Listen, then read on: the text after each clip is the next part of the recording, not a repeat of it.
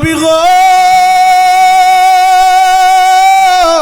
যদিও আমার আনাস ছোট গো নবী, তেমন কোনো কাজ আপনার করতে পারবে না, তবে আপনি নবী যখন ওযু করবেন আপনার ওযুর পানিটা গায়ে দিতে পারবে।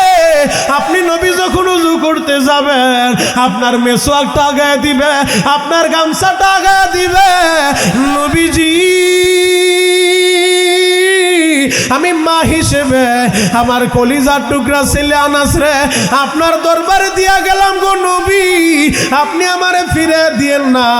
আমার নবীর দরবারে আনাসকে দিয়ে আসলেন। আনাস ইবনে মালিক টানা 10 বছর আমার নবীর খেদমত কইরা 10 বছরের মাথায় আনাস বলে, নবী গো বেয়াদবি নিয়েন না গো নবী, আজকে আপনার কাছে একটা জিনিস আমি চাইব, আপনি আমারে দিবেননি। আমার নবী বললেন, আনাস তুমি কি চাইবা বলো, আমি তোমারে দিব। আনাস ইবনে মালিক নবীর সামনে বইসা বলে, নবীজি আমি একটা জিনিস চাই গো নবী। ওই ময়দানে মাশারে মানুষগুলা যখন বিপদে পড়ে যাবে, আসমানের সূর্যটা মাথার কাছাকাছি চলে আসবে, মানুষগুলা দাঁড়ায় থাকতে থাকতে পাগলের মতো হয়ে যাবে। 50 আলফা সানা 50,000 বছর দাঁড়ায় থাকা লাগবে। মানুষের এই মাথার বাটিগুলা টাস টাস করে ফেটে যাবে, মানুষের মাথার মগজগুলা বাতের মতো টকবক করে উতরাইতে থাকবে। নবীজি ওই বিপদের দিনে আপনি আমার সুপারিশ কইরা আমি আনাসের জন্য নাজাতের ব্যবস্থা করবেন। আল্লাহু আকবার। আমার নবী আনাসের এই কথা শুই না, নবীজি আনাসের দিকে তাকায় বলে, আনাস যাও, আমি নবী তোমার সাথে ওয়াদা দিলাম, আমি হাসুরের ময়দানে তোমার জন্য সুপারিশ কইরা তোমার নাজাতের ব্যবস্থা করে দিব। আল্লাহু আকবার।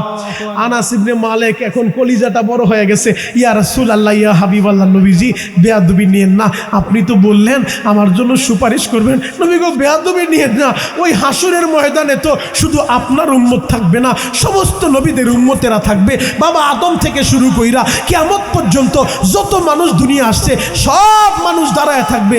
এই কোটি কোটি মিলিয়ন ট্রিলিয়ন কোটি মানুষের ভিড়ে আপনার আমি কোন জায়গায় খুঁজবো? যদি একটা জায়গার কথা বলতেন আমি ওই জায়গায় যে আপনারে খুঁজে বের করতাম। আমার নবী বললেন, আনাস রে হাসরের ময়দানে আমারে সব জায়গায় খুঁজতে হবে না রে আনাস, একটা দৌড় দিয়া চলে যাইবা মিজানের পাল্লার কাছে। আমি নবী মিজানের পাল্লার কাছে দাঁড়াইয়া আমি পাহারাদারি করবো রে আনাস। যেই জায়গায় নেকি বদির ওজন করা হবে, আমার কোনো উম্মতের গুনাহের পাল্লাটা যদি ভারী হয়ে যায় রে আনাস, নেকের পাল্লাটা যদি হালকা হয়ে যায়, আল্লাহ তো আমার উম্মতের জাহান্নামের ফয়সালা কইরা দিবে। এজন্য আমি দাঁড়ায় দাঁড়ায় পাহারাদারি করব যেন উম্মতের জাহান্নামের ফয়সালা না আসে। আনাস বলে, নবী গো বেয়াদবি নিয়েন না গো নবী, আমি গেলাম মিজানের পাল্লার কাছে, যদি আপনারে না পাই তাহলে কোন জায়গায় যাব? আমার নবী বলে, আনাস রে মিজানের পাল্লার কাছেই আমারে পাইবা, যদি না পাও রে আনাস একটা দৌড়মাইরা চলে যাইবা পুলসিরাতের কিনারায়, যেই পুলসিরাতের পুলটা চুলের চাইতেও চিকন হবে রে আনাস। ওই পুলটা পাড়ি দিতে যাইয়া অনেক মানুষের পা গুলা কাটিয়া কাটিয়া জাহান্নামে পড়ে যাবে। আনাস রে আমি নবী এই জন্য পুলসিরাতের কিনারায় দাঁড়াইয়া পাহারাদারি করতে থাকবো, একটা উম্মত যেন জাহান্নামে পইরা না যায়। আমি দাঁড়ায় দাঁড়ায় বলবো, উম্মত পার হইতে থাকো পুলসিরাতের পুলটা। আমি নবী দাঁড়ায় আছি, আমি পাহারাদারি করব। ও আনাস ওই পুলসিরাতের কিনারায় আমারে পায়া যাইবা। আনাস বলে, নবী গো বেয়াদবি নিয়েন না গো নবী, আমি গেলাম পুলসিরাতের কিনারায়, যদি আপনারে না পাই গো নবী তাহলে আমি কোথায় যাব? আমার নবী বলে, আনাস এই দুই জায়গায় পাইবা, যদি না পাও একটা দৌড়মাইরা চলে যাইবা হাউজে কাউসারের কিনারায়। কারণ হাসরের ময়দানে 50,000 বছর সূর্যের তাপের নিচে মানুষগুলা দাঁড়ায় থাকতে থাকতে পিপাসায় মানুষের কলিজাটা পর্যন্ত ফাটিয়া যাবে, কলিজাটা শুকায় যাবে, পানি পানি বলে চিৎকার মারবে। ও আনাস আমি একটা দৌড়মাইরা ওই হাউজে কাউসারের কিনারায় যাইয়া গেলাস বইরা বইরা হাউজে কাউসারের পানি উঠাইয়া আমার উম্মতের পান করাইতে থাকবো। আনাস রে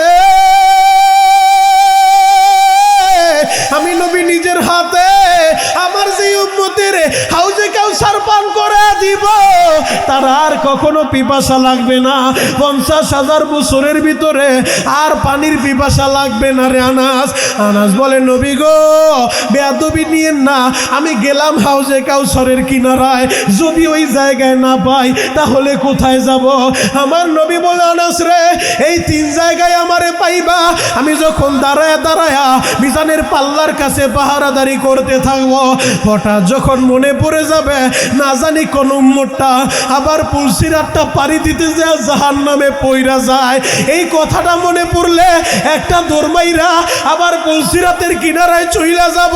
ওই জায়গায় পাহারাদারি করতে করতে আবার যখন মনে পড়ে যাবে না জানি আমার কোন উম্মতটা পানি পানি বলে চিৎকার মারতেছে, পানির জন্য জিহ্বাটা বের হয়ে গেছে, কলিজা শুকিয়ে গেছে।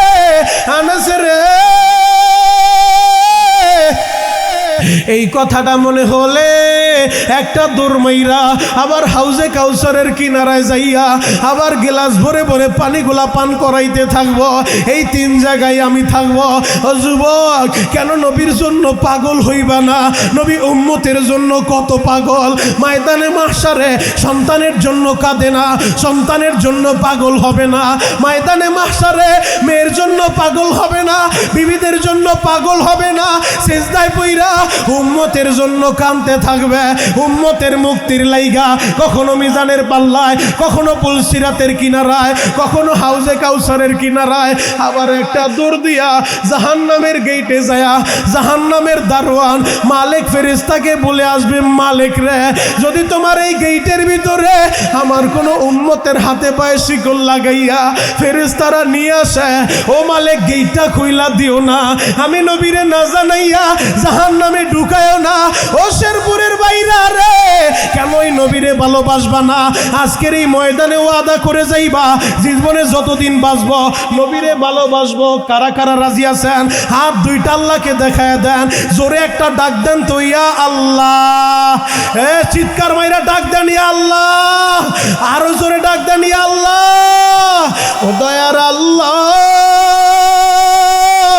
হাজার হাজার মুসলমান এই শেরপুরের জমিনে তোমারে আল্লাহ বলে ডাক দিছে।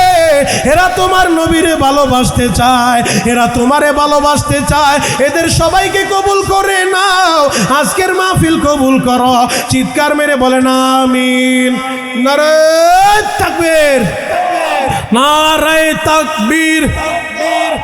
জিয়াদি হুজুরের আগমন, জিয়াদি হুজুরের আগমন। নারায়ে তাকবীর। সকলে বলেন মারহাবা, আরো জোরে বলেন মারহাবা। আজকের মাহফিলের প্রধান আকর্ষণ, প্রধান মেহমান, সারা বাংলার আলোড়ন সৃষ্টিকারী নন্দিত ওয়াইজ মায়ের পাগল বক্তা। আপনারা সকলেই তাকে চিনেন, আপনাদের ভালোবাসার মোহাব্বতের মানুষ। এদেশের লাখো কোটি তৌহিদি জনতা যাকে কলিজা দিয়ে মোহাব্বত করে ভালোবাসে, যার বয়ান শুই না বহু যুবকের মুখে দাড়ি উঠছে, মাথায় টুপি উঠছে, সেই আপনাদের কাঙ্ক্ষিত মেহমান আপনাদের মাঝে উপস্থিত হয়েছেন। সকলে বলেন আলহামদুলিল্লাহ। আমরা সবাই হজরতের জন্য দোয়া করব, বিশেষ করে তার মায়ের জন্য দোয়া করব। মায়ের জন্য মসজিদ বানাইছে, মাদ্রাসা বানাইতেছে, মাদ্রাসা করতেছে। আপনারা সবাই দোয়া করবেন আল্লাহ যেন হজরতের মায়ের কবর জান্নাতের আলা মাকাম বানিয়ে দেয়। চিৎকার মেরে বলেন আমিন।